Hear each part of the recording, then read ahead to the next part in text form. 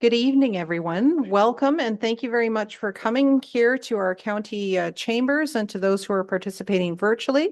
Just ask everyone to take their seat. And I would now like to call to order this public meeting of May 6, 2025 for the purpose of discussing and hearing public comments about the forest management bylaw. And with that, I would like to, I will give a little bit of an introduction. My name is Andrea Matrasos. I am the warden of Grey County, and I would like to be able to, I'll outline how our agenda will go this evening so you know when will be the opportunity for members of the public to be able to share their comments after we have our staff presentation. This meeting is being held at our county chambers, and it is also being live streamed as well for the benefit of those who may not be able to attend in person. Notice for today's meeting was given in accordance with the county's procedural bylaw. And for any questions following today's meeting, you're welcome to contact forests@grey.ca. So that's forests, plural, FORESTS @grey.ca. Or if you prefer, you can call 548-877-0919 for assistance. Comments are still being accepted after today's meeting, and staff would encourage you to get any comments in by May 30th, 2025. So there's an opportunity to include your comments in the summary of that will come out through the report. If you want to be notified of any future information on the forest management bylaw, including a future decision on the bylaw, please send an email to that same address, forests@grey.ca, requesting to be added to the county's notification list. At this point in time, I'd like to turn to Madam Clerk to ask her to do a roll call for attendance purposes, as we have a number of our county councillors attending today's meeting. Thank you and good evening, everyone. In attendance today, we have Councillors Nielsen, Dobreen, Dickert, Carlton, Keaveney, Kentner, Gregg, McKay, Eccles, Mackey, Patterson, Hutchinson, and McQueen, and yourself, Warden Matrasovs. Thank you, Madam Clerk. And we would like to, at this point in time, take a moment to do a land acknowledgement. So let us begin together by respectfully acknowledging that we are gathering on the traditional territory of the Anishinaabe Nation, the people of the Three Fires, known as the Ojibwe, Odawa, and Potawatomi nations. And further, we give thanks to the Chippewas of Saugeen and the Chippewas of Nawash, known collectively as the Saugeen Ojibwe Nation, the traditional keepers of these lands and waters since time immemorial. To our south lies the traditional territories of the Six Nations of the Grand River. We are dedicated to honoring Indigenous history and culture and committed to moving forward in the spirit of truth, reconciliation, and friendship with all First Nations, Métis, and Inuit people. At this point in time, I would like to call for any declarations of interest from county council members. Not seeing any hands in the chamber or on the screen. I will continue then with a bit of an introduction about tonight's meeting. So please be advised that the purpose of the public meeting is to obtain input from the public on amendments to the forest management bylaw. Any material submitted or shared will become part of the public record. First, we will hear a presentation from staff. Following the presentation, members of the public who wish to speak may do so from the lectern that we have provided for you here in the center of the circle.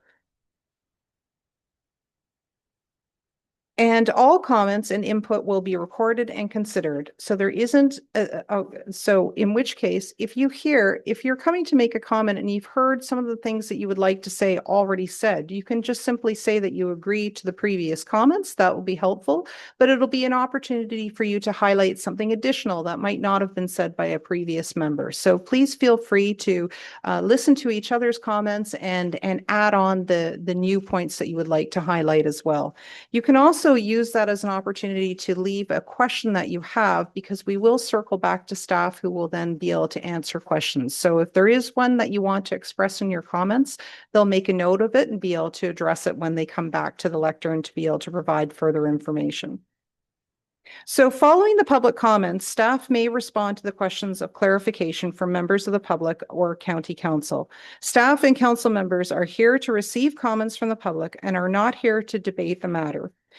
There may be matters from this evening's meeting that staff need to follow up on or provide further research, and as such, staff may not have all of the answers to all of your questions tonight. Please be advised that no decision is being considered as part of today's agenda. The meeting is strictly intended to receive comments and questions from the public.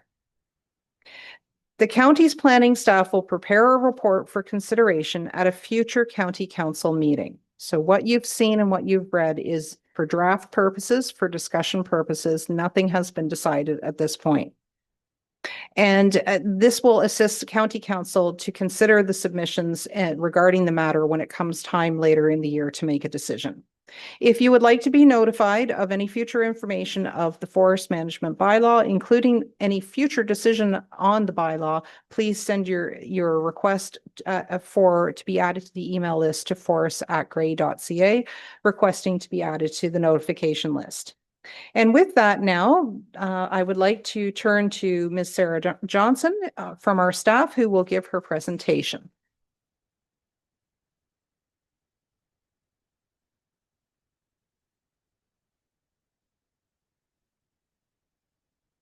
Thank you, Warden. So I feel kind of bad that I'm not facing everybody, but I guess we have to face one direction. I just wanted to introduce myself. I am Sarah Johnson. I'm the Forestry and Trails Coordinator here at the county, and I just wanted to discuss some of the update to the bylaw and what our plans are uh, excuse me, what our hope is for the next steps afterwards. So just a brief overview, I wanted to talk about our bylaw in general.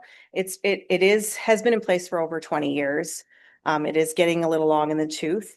It is for those that are in attendance today or online that may not know as much as some of the other people in attendance, we wanted to discuss exactly what the bylaw is itself.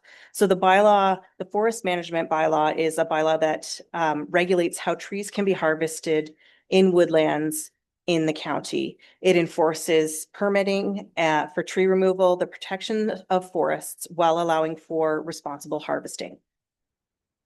It is a forest management bylaw. It's not a municipal tree bylaw. There is some differences there. Obviously, in that previous statement I just made, it's dealing with what's called a woodland.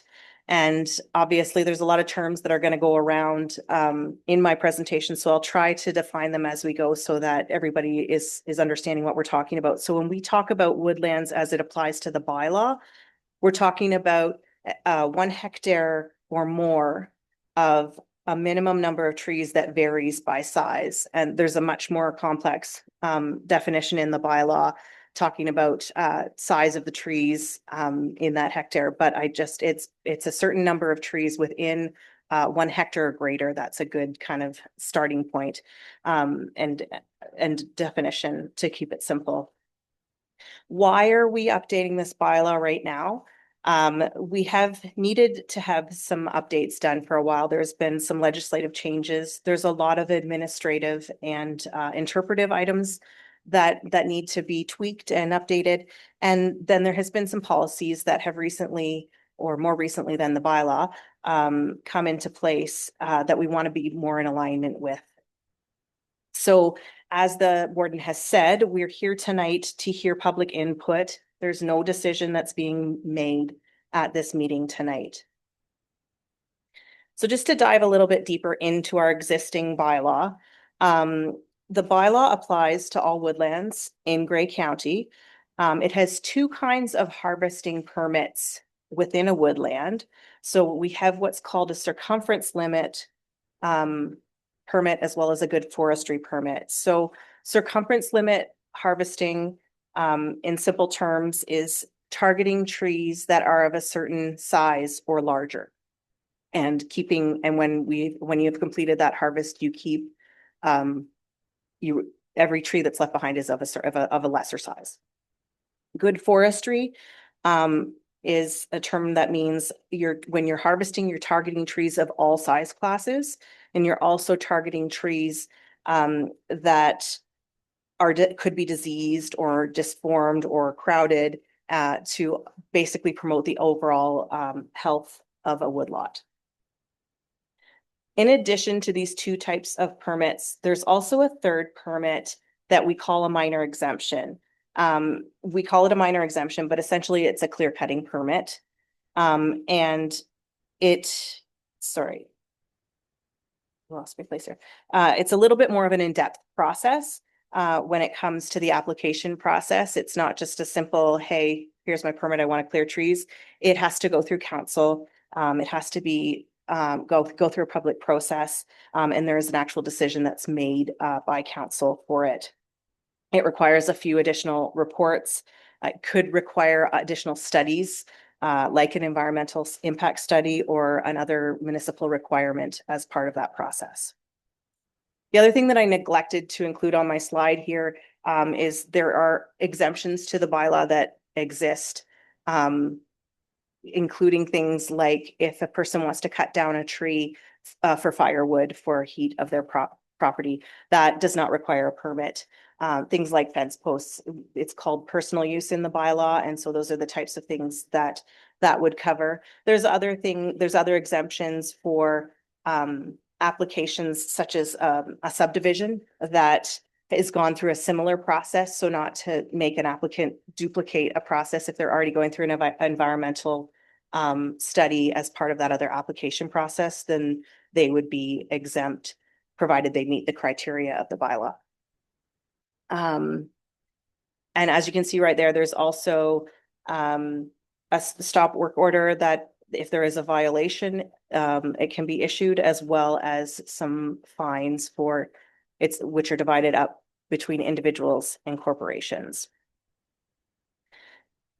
For those of you that have come tonight and spoken with staff or have been made aware, we did provide or create a draft bylaw. By no means is that the final document. But what we had proposed in that document was the removal of circumference limit cutting, as well as a number of administrative things, including a lot of administrative things with regards to the minor exemption applications. They're proposing to change the name of the minor exemption application to special permit because it is a different kind of permit within the bylaw. They have proposed to change the stop work orders so that there's more ability for requesting of rehabilitation or replanting, as well as including those requirements within penalties as well. And then some changes when it comes to penalties and what we're going to require of individuals. There's no longer going to be a separation between a corporation and an individual. It's simply one fine value there. As with the previous slide, I guess I forgot that as well. Those exemptions that are present in the existing bylaw, most of those carry over into this update as well. So as we have begun this process, we have already heard from a lot of you. And so I just wanted to highlight some of the things that we have heard from the public already. One of those in particular is that circumference limit cutting, and that individuals really want that to remain in the bylaw. Another comment that we have been hearing a lot of is the bylaw currently works as it is. We don't need to update it. It's not necessary. The other thing, the other questions that we have had, and I just answered this question in the previous slide, will there still be exemptions for personal use? Absolutely, those are still proposed to remain in. We had questions about the managed forest tax incentive program. The changes to the bylaw won't change that program at all. And then other comments that we have received, forests are an essential component for climate change adaptation, and the protection of trees and forests need to be a priority, and the bylaw should reflect this. The other suggestion that we heard was that there should be additional incentives put in place to support those people, those landowners, those farmers who retain good quality woodlands and wish to reforest marginal farmland with native trees. So tonight is obviously one of the beginning steps of our process, and we are hoping to hear a lot from everybody tonight, but also for those that are not maybe as comfortable speaking in front of an audience like this, we've tried to make other options available, and I've listed them on my next slide, but we have some comment sheets available at the back that can be filled out and given to staff tonight, or you can bring them in or mail them to us at a later date. We are hoping to collect all of our comments by the end of May. Once we have, there's also some online options, but I'll go over that in my next step or my next slide. After the consultation is done, this is kind of an overview of what we hope the timing will be. It's not a hard and fast list because you can run into trouble sometimes when you try and stick to a schedule like this with a bylaw like this. But the goals that we have set for ourselves as staff are to review and research the comments that we've received over the summer and then prepare a final draft by the end of the summer, have a report and staff recommendation prepared for council's consideration in the fall. And then hopefully county accepts and adopts a new bylaw that we can have in place by the end of the year or early next year. So just to go over again how you can provide input, again, tonight is an opportunity for anyone who wishes to speak. I've got that email address again, forest@grey.ca, or if anyone wants to email me directly, there's my email, sarah.johnson@grey.ca. There is also an online web form. And then, as I mentioned, we have some hard copies of comment forms at the back. You can write us a letter. It doesn't have to be one of those forms. It's whatever you wish.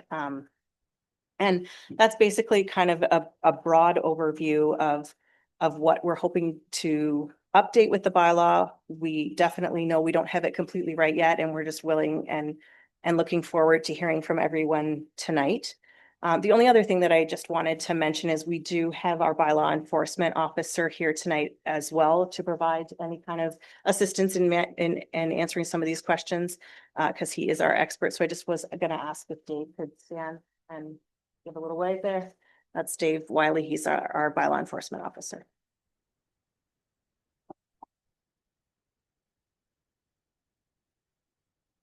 Okay, thank you very much. So having heard Ms. Johnson's presentation, first of all, before we move to the public comments, I will just look to council members either virtually or here in the chamber to see if they have any initial questions of clarification for staff before we open the floor for the public comments. So I'm just looking on the screen, not seeing any virtual hands there, not seeing any hands here. Okay, good. It looks like we are ready to move on into the public comments. So we'll move on to this portion of the meeting. And as a reminder, we are committed to conducting our meetings with mutual respect and decorum. Any offensive, insulting, or disrespectful language will not be tolerated. Before introducing your comments, please state your name for the record so that the clerk can make a record of today's meeting. And at this point in time, I'll like to look to those who are here who have joined us in the council chamber, and thank you again in advance for your participation and coming and learning more about it. And we are very eager to hear if you have comments you would like to add to the official record. So I'll put the call out if there's anybody that would like to, that's sitting here in the chamber, any members of the public who would like to come forward and ask a question or make a comment here at the lectern. Come on up. And if you could just begin with your name too, so that Madam Clerk can record that.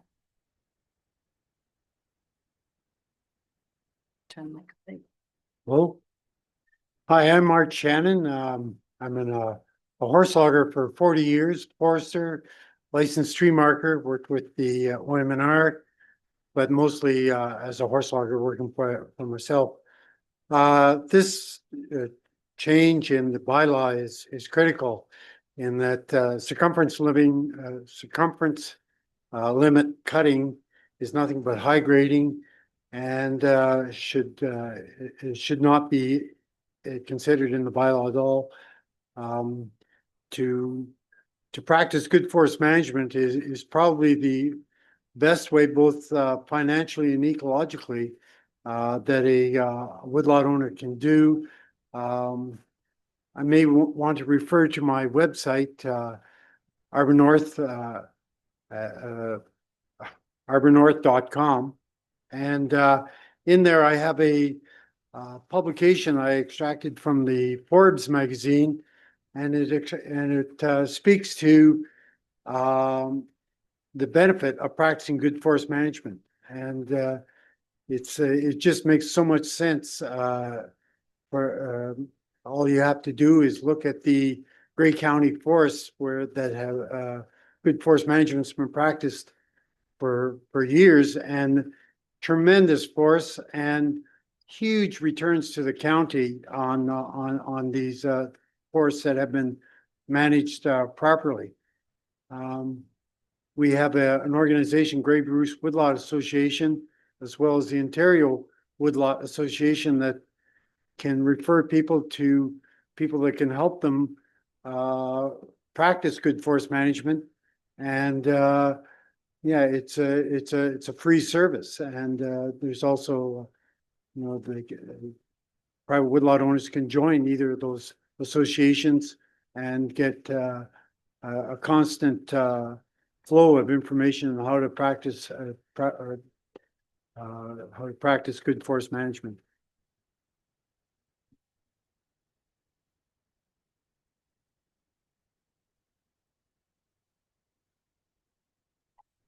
Thank you very much. I appreciate your comments, Mr. Shannon. And with that, I would like to put it out. If there are other members of the public that are here tonight that would like to come and make a comment here at the lectern.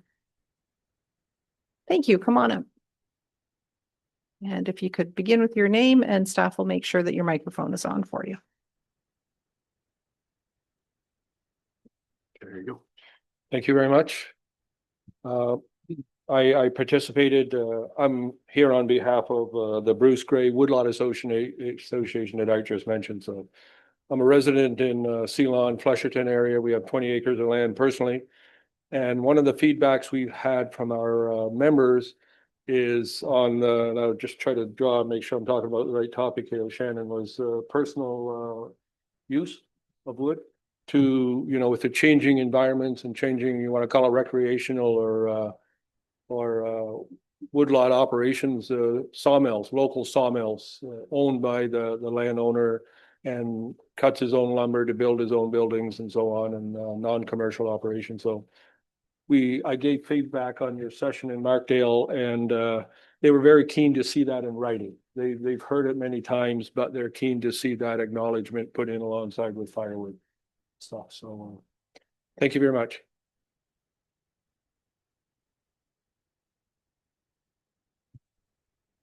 And I'm sorry, could we just confirm your name just for the clerk's record?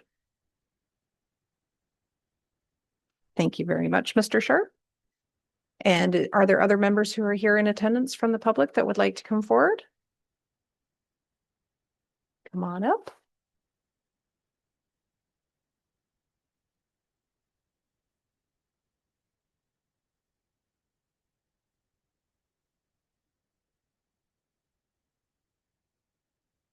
Hello, my name is Bob Weirmeyer. You need me to spell that? Probably. Weirmeyer. Yes, Kevin Eccles knows it, I'm afraid, but anyways, I have a couple little things here. I would really, full disclosure, I'm also president of the Saugeen Regional Landowners Association and co-vice president of Ontario Landowners Association. So I do hear from quite a few more people than just myself. I would like to thank the previous people who spoke too. Those were some of the things that people have brought forward to me too on the circumference cutting. Now in this, I just actually got the draft bylaw when I came in here. So looking at exemptions of section 4.1P. Now you talk about the Farming and Food Production Protection Act in that. I think this is very crucial because a lot of the tree cutting is a normal farm practice. there has been, we talked about this, I guess, when the official plan went through, is some of the natural heritage woodlots that I pointed out at that point that weren't actually natural heritage woodlots. They were farms that people had replanted in trees, hoping to take a crop off when they were big enough. I don't see anything in here that really exempts that, because they should be under the Farming and Food Protection Act, because it is a normal farm practice to plant a crop and take it off. Instead of a crop every year, these were crops that were put in to be taken off every 40 years. So why a person would have to get a permit for a normal farm practice is something that has really baffled me for quite a while. Now, even talking about logging, that basically a good farmer takes care of his land. He also takes care of his woodlot. That's just par for the course. It's part of his income. It's part of his livelihood. When his trees get to be mature enough to be able to take out, he should be able to just go and get them logged, get a certified tree marker in to do the work. Getting a permit system, I don't believe really works for that, because it is still under the Farming and Food Protection Act as a normal farm practice. It is part of the man's income. There was a section in here too that said somebody could take out wood for their personal use. We get into now any place where there's enough cedars growing that, okay, I can get enough for my cedar posts, but there's more than I need. That is also a sale. That is part of the farm's income. That's what the farmers have depended on for years on end. When there's a poor crop, well, you look, okay, it's time to take a crop of trees out. These are the things that I think have been sort of missed, and I think they should really be concentrated on. I think that's about all I have to say on some of this, but oh, I marked something else down. Oh dear. Yes, upon receipt of the County of Grey of an application for the good forestry permit, the owner shall permit the County of Grey to enter on their property to enter any reasonable time without a warrant.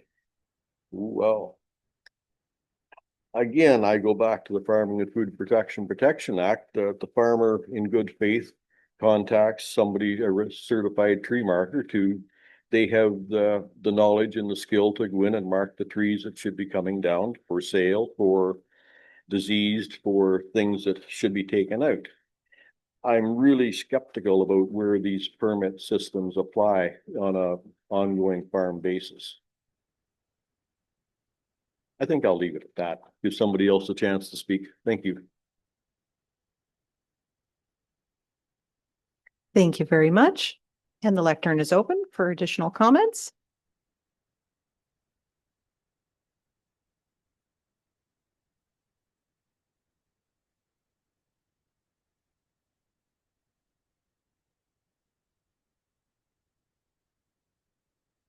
There you go. Oh, You're on. thank you. Okay, this is half the reason I came here, just to be in this building. My name is Dieter Stadnick. I will spell that one. That's DEIDTERSTADNYK. And I'm the vice president of the Saugeen Regional Ontario Landowners Association. I'm the young gun, apprentice, I guess. I just kind of pick up where Bob left off, moving through the bylaw as well. I just took a look at it. In the appeal section, I had the old one too, so I kind of cross compare, but in the appeal section, I just noticed in 8.1, there is the you can where the conditions of an appeal. The old bylaw, there was a line where if no decision had been made, there was a course for appeal. And in this one, that line isn't there. It's if it's refused or if it's written, you can appeal, but just a lack of decision. There was no course of appeal. So I guess my input would be that or question why that was removed, or if I think that should be added in if this I guess things are stagnating on the permit tree front, so the applicant has a path forward. For the covered enforcement and then general, section 11.1, where county council or the delegated authority may establish, amend, revise, and rescind policies and procedures from time to time regarding the granting of special permits and good forestry permits. Include but not limited to provisions related to the following. There's a list of different things here, like the fees, the requirements, considerations. That one I just wanted to make sure I was reading correctly. Does that mean that this whole bylaw is kind of fluid and can be changed at council's discretion at any time? That's correct. What we'll do is we'll gather all the questions and then we'll ask staff to address them. They've been taking notes along the way. Overrode and okay, that's all for me. Thank you very much. Thank you. And are there others that would like to come to the lectern? Come on up.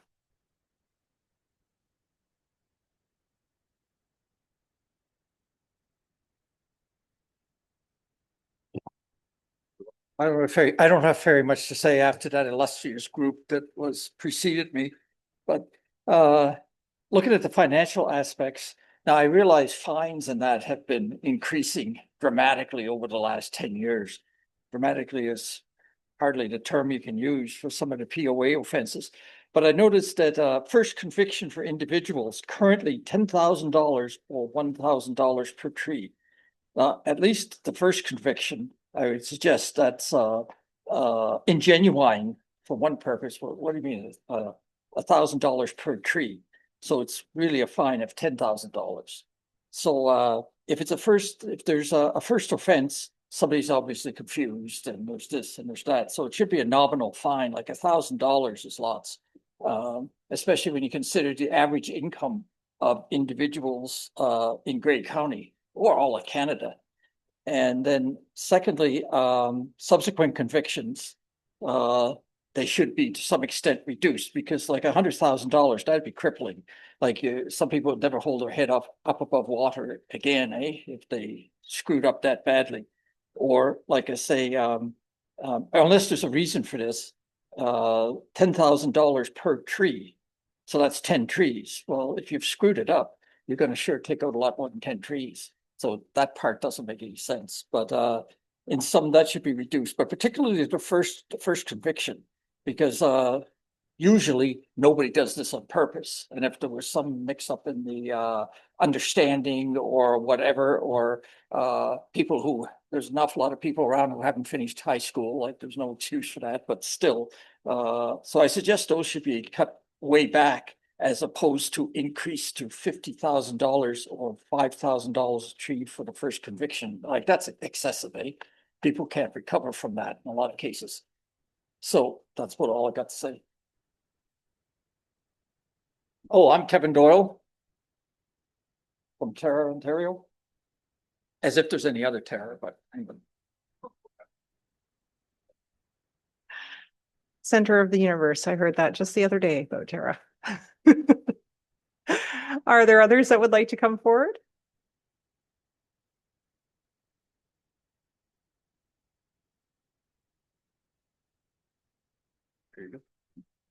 Good evening. My name's Charles Hill, and I was going through this. I just got it about 10 minutes ago, so I haven't had time to thoroughly read it.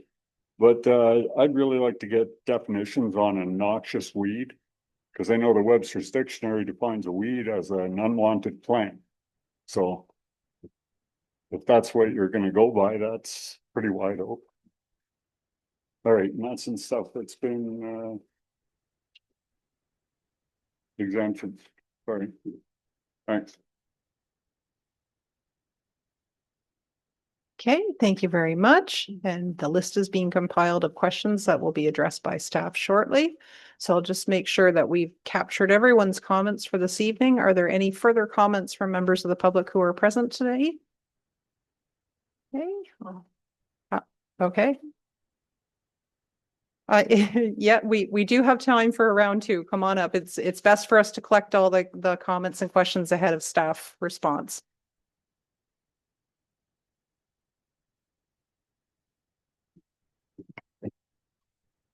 I've had a number of people come to the Landowners Association on something, and it should have been the first thing I brought up, but I got reading the draft bylaw and forgot all about it.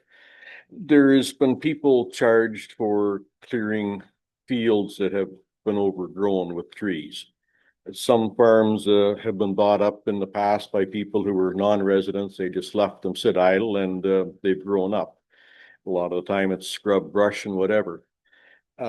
People that have been trying to clear this up to bring this back into the agricultural world have been charged. I really have a problem with that, again, under the Farming and Food Production Protection Act. I've seen a few of these properties. You can still see the fence lines, and what they are doing is just trying to bring agricultural land back into use again. Down closer to the big cities, they're paving over 300 acres a day of prime farmland. The least we can do is try and protect the land that had already been cleared. And if we need to re-clear it because of the lot line or the fence lines are already there, we should be allowed to do that. I know any place in town, if somebody left their grass grow for 6 months, well, they'd be in deep trouble by then. So it's basically the same thing. The person who left the farm to grow up wild and didn't take care of it should have, but a new person purchasing it should really have the opportunity to do that. And I think that's all I'll have. Thank you very much. Thank you very much. And are there any further comments from members of the public who are attending today? Okay, I'll put a second call out. Any final comments from any members of the public? Oh, okay. And we do have a written comment submitted that we'll just go to in just a moment. And then Sarah will be able to then go into her response to the questions that have been asked. But I'll just put one final call for any members that are present here. Okay, so I'll declare that those in attendance here have shared all of their comments, and we'll close off that portion. But we do have a written comment that will need to be shared ahead of response to the questions that have been asked. So Ms. Johnson, if you'd like to come forward to the podium, begin with the public comment that was submitted and include the name of the individual for the record. And then you can then just go ahead into your presentation part. And I do see a question that has come up from a council member as well. So why don't you read the public comment, and before you go into your responses, we'll take a moment to circle back to council members. Okay, there we go. So this comment is from Greg Castor. And his comment, it says, I think Grey County circumference diameter harvest should stay in place. It works well. In the Grey County bylaw, it assures that trees are not over harvested and are sustainable for future harvests. They have in the bylaw that you must maintain a 20 square meter basal area after harvesting. If the county wants to tweak the bylaw, my suggestion would be that that undersized, diseased, and overcrowded trees in areas could be marked and cut by logger or homeowner. But the number of trees undersized has to be counted and written on the notice of intent. So when the bylaw officer comes out to look at the bush and approve for a permit, he can check the undersized trees, and if he agrees, can be allowed to cut as long as the 20 square meter basal area is maintained. It is a proven fact in hardwood forests that maintaining a 20 square meter basal area assures enough sunlight and nutrients for the other trees to grow at the fastest speed. With regards to good forestry practices, I think this system should stay in place, but the landowner should have an option of either good forestry or diameter harvest, as the bylaw states now. As a certified tree marker, there is certain things under good forestry I don't agree with. 1, a forester can reduce basal area to below 20 square meters. They can do this by using different prescriptions for woodlots. For example, scattered red oak and cherry trees can get a prescription for group selection. These trees need a lot of sunlight to reproduce, so most foresters, when they come across these species of trees, will do group selection prescription. This is how they do it, and they will take an imaginary circle around the tree 1.5 times the height of the tree, and will clear cut any of the other trees in that circle and give enough sunlight for the trees to produce seed. This could mean that they could cut 70 to 80 trees of all different sizes to allow this one tree to produce seed. By doing this, it removes the 20 square meter basal area. but everything has to be in their favor for the seed to take root. As a lot of seedlings take root, you still have a few other things to consider. Wildlife eat the acorn and seed as it falls. Deer, turkey, chipmunk, and squirrels will, sorry, I think I missed a line here. As a lot of wildlife eat the acorns and seeds as it falls, including deers, turkey, chipmunk, and squirrels. If you're lucky, the seedling takes root. You still have a few other things to consider. Rabbits and deer like to graze on open seedling areas. And if everything goes in your favor, and about 70 years, you may get some oak or cherry species to harvest. Otherwise, if you have done a circumference cut, you could have had a variety of other species and more to harvest. This is one of the reasons circumference limit cut should be kept in the Grey County bylaw. Okay, thank you. So let me go to a virtual attendee from County Council who would like to add a comment. We'll go to Councillor McQueen. Thank you, Madam Warden, and some great comments tonight. I have listened to staff, as I said, on the agricultural, the agriculture advisory committee at Grey County, but something that has happened, and I'm sort of bringing it up, that something, as you were quite aware, Madam Warden, is we had an ice storm on the 29th and 30th of March, which has severely damaged a lot of forests throughout certain parts of Grey County. I don't think that the severity of it has been determined yet until the canopy appears. So I sort of wonder if there are comments or something to look at, because there could be a number of forests that are to the point where they may need to be harvested or uniquely cut for firewood. I don't know, and I don't have the answer. But it's sort of a unique situation that the last time an ice storm affected the eastern side of Grey County was back in 1998, and there's still damages from that ice storm because the top of the trees get exposed from broken branches and the rot sets in. So I don't know if there's comments from those in the public, and it's sort of a situation, as you can tell, my clock's going off, a situation that could be unique of that future health of those forests. And I know, Madam Warden, you're quite aware of the ice storm had affected a part of Blue Mountains as long as Grey Highlands. I just wondered if there's any comments or any circumstances or unique circumstances that may have to be looked at in Grey County bylaw that I don't know if that would be of the three that was read out for regards to the purpose of tree harvesting and maybe a minor exemption, but there may be a circumstance that it may not fit any of the criteria that's in this current bylaw. So just because of the uniqueness of nature and the effects that it has occurred on those forests. So I don't know if there's any comments or maybe future comments on that, but I only raise it because I don't think we will know fully the health of those forests until time, until we see what does appear. Because I know there are trees that have affected that basically there's not many branches left, which then will become, I don't know, firewood or to be logged. They may be undersized as far as our current tree bylaw. There could be a lot of circumstances, or there could be areas where there needs to be massive clear cutting because of the dying of those trees. So I know it's unique, and I only raise it because you and I, our two municipalities, experienced it, and I just wondered if that's a unique situation, but how would that be addressed if that was a sort of a unique situation? And there may not be an answer tonight, but there may be some thoughts in the future on that. Thank you. Thank you very much, Councillor McQueen. And then as we closed off the public comments, we've heard from council members.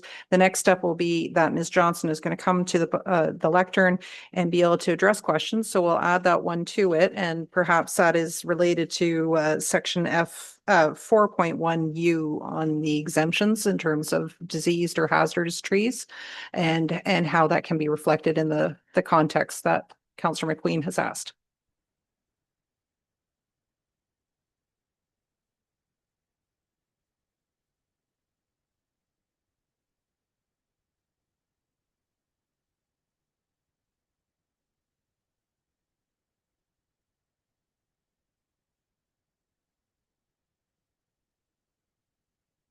Just want to make sure that I'm not missing any. I have a few in the back of my head, but I want to make sure that I address everything that I can. Why don't you get started with what you do have prepared, and then we'll circle back to the clerk to make sure that we've checked off the initial questions. And as we mentioned at the beginning of the evening, you may not have all the answers, so you can just simply say that that one will require some more research. Thank you. I guess I'll start with Councillor McQueen's. We probably do need to do a little bit more reading into that because it is a unique situation. We do have stipulations in the bylaw that when we're accepting a harvest, you know, if it is under good forestry, we would target those damaged trees, but in situations where there is significant damage. I'm not sure if we have considered that, so I will look into that and I will get an answer back for him on that one. With regards to the question about the definition of noxious weeds, I believe that is a provincially legislated definition under the Noxious Weed Act. So it's just, it can be found on Ontario, or the Weed Control Act, I beg your pardon. And those were the two that were in the back of my head. So I know there was other ones, so I just want to make sure that I'm not missing. Okay, I'll look to Madam Clerk if there is reference in the notes that have been taken.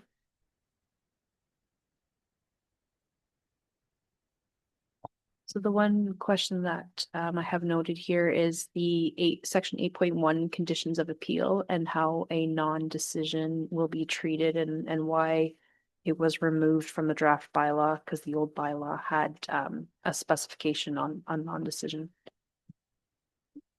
That again is another one that I will have to get back on that one because I was part of the process, but I didn't draft every section. So I want to make sure that I have a full, better understanding before I respond to that one.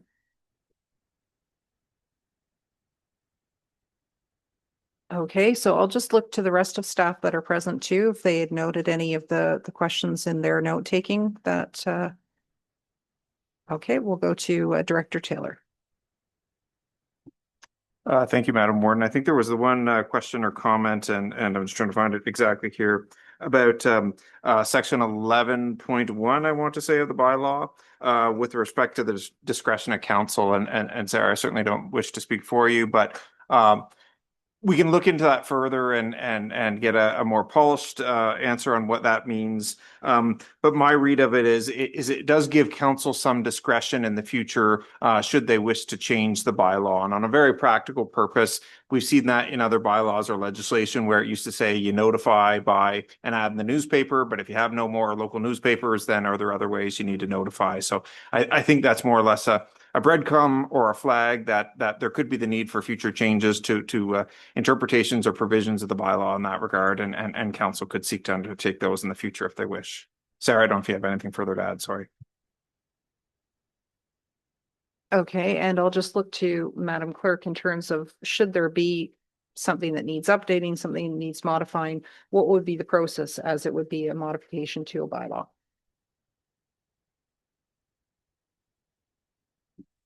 So following the draft bylaw coming forward, if it is or if and when it's endorsed and passed by county council, future updates can be made at any time, either by a staff initiated staff report coming forward and bylaw amendment, or coming from the council table as well, bringing forward a notice of motion for staff to look into future bylaw update on a specific item within the bylaw.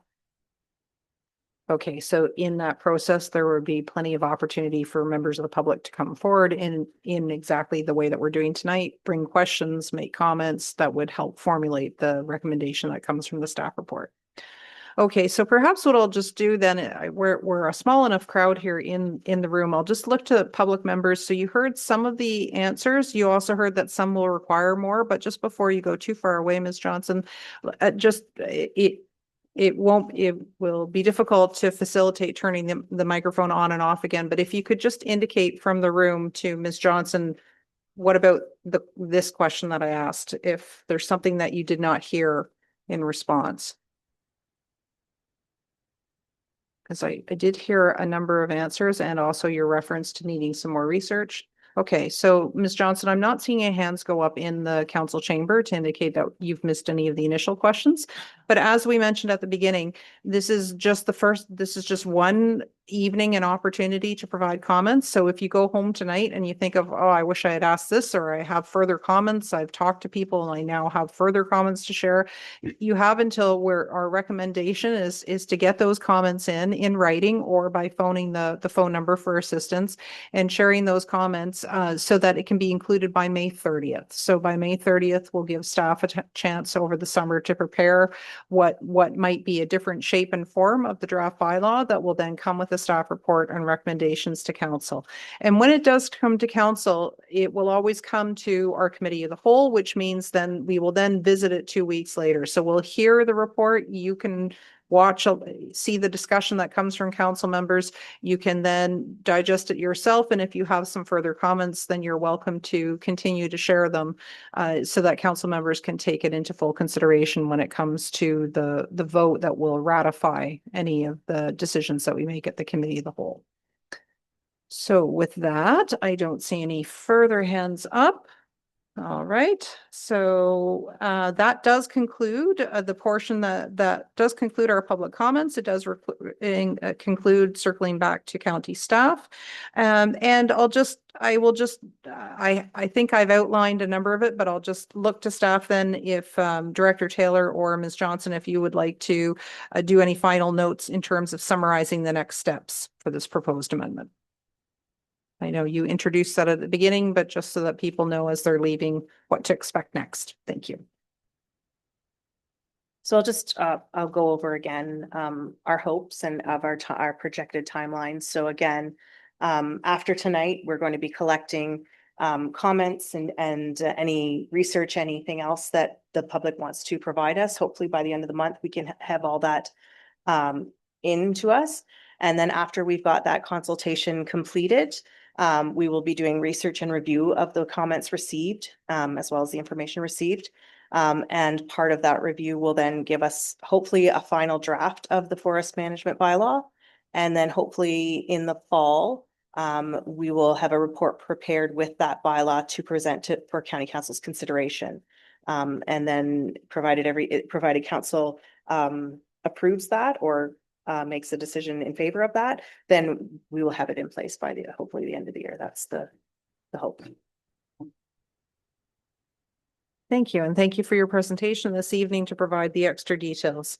So with that, what we will do then is we will conclude this meeting. I will put out a request for a motion to adjourn, and we will be adjourning this meeting at 7:54 p.m. May I ask for a mover? I see Councillor Hutchinson online has moved and Councillor Eccles has seconded. Any discussion?